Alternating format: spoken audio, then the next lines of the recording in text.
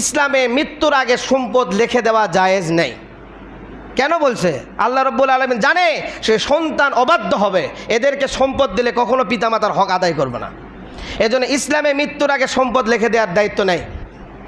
ইসলামে মারা যাবে, তারপর ওয়ারিসত্ব বন্টন করে নেবে। মৃত্যুর আগে কখনো ওয়ারিস হয় না কেউ। ওয়ারিস কখন হয়? মারা যাওয়ার পরে। কোনো সন্তান যদি বাবা জীবিত অবস্থায় আছে সম্পদের দাবি করে, তাহলে এই দাবি অনর্থক, এই দাবি মানা যাবে না, এই দাবি হবে না। মৃত্যুর পরে যদি সন্তান বন্টনের ভাগ করে, তাহলে এই দাবি গ্রহণযোগ্য। মৃত্যুর আগে কোনো সন্তান পিতার সম্পত্তির মালিক হয় না, মৃত্যুর পরে হয়।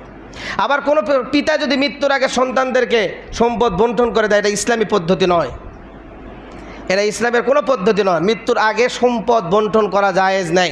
যদি দেন, কিছু দিতে পারেন, কিছু তারপর রাখতে হবে নিজের জন্য। তো আল্লাহ তাআলাই তো ভালো জানে আপনি কেন নিজের ঘাড়ে নিজে তুলবেন, কেন তুলবেন? এখন বয়ে বয়ে ঠেলাঠেলি, উমুকে কয় যে আমি 1 মাস ভাত দিছি আর দেয়া পাবো না, তুই লে যা। উনি কয় যে আমি 1 মাস দিছি, আমি আর দেয়া পাবো না, এবার তুই লে যা। এই ঠেলাঠেলি করতে করতে বৃদ্ধ বয়স, যে বয়সে হাঁটার শক্তি নেই, সেই বয়সে বাপে এখন বাড়ি বাড়ি ঘুরতে ঘুরতে গিরা ক্ষয়ে যায়। কেন? 3 ভাই মিলে কি এক জায়গায় টাকা খরচ, 1 টাকা দিয়ে বাপকে পালা সম্ভব না?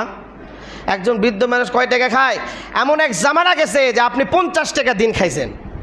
সকালে উঠে একটা চিপস, বিকেলে গেলে আর একটা চিপস, একটা 7 আপ দাও, একটা এটা দাও, একটা আইসক্রিম দাও, এটা দাও, দিতে দিতে সন্তানের মানে চাওয়া পূর্ণ করতে করতে পিতা হিসাব করে দেখে মাস শেষে আমার পিছনে খরচ হয়েছে 2000, কিন্তু সন্তানের পিছনে হয়ে গেছে 6000। এমন এক জামানা গেছে। কিন্তু সেই একই জামানায় আপনার পিতা আসার কারণে এখন দিনে 20 টাকা 10 টাকা খরচ করতে আর মন চায় না।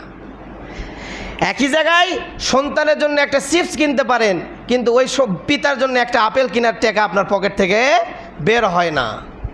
মনে রাখতে হবে, আমি আগেও বলছিলাম কিয়ামতের আলামত শুরু করার আগে, যে আপনি আর আমাদের সামনে কিয়ামতের আলামত আসবে, কিন্তু সব সময় মনে রাখতে হবে আমি যেন কিয়ামতের আলামত না বুনি, আমার দ্বারা যেন কিয়ামতের কোনো আলামত প্রকাশ না পায়। কিয়ামতের আলামত আল্লাহর নবী যেগুলি বলছে আসবেই আসবেই আসবেই, কিন্তু আমাকে রক্ষা করতে হবে নিজেকে, যে আমার দ্বারা যেন কিয়ামতের কোনো আলামত প্রকাশ না পায়, আমার পিতামাতা যেন আমার দ্বারা কোনো কষ্ট না পায়, আমি যেন কিয়ামতের আলামত না বুনি।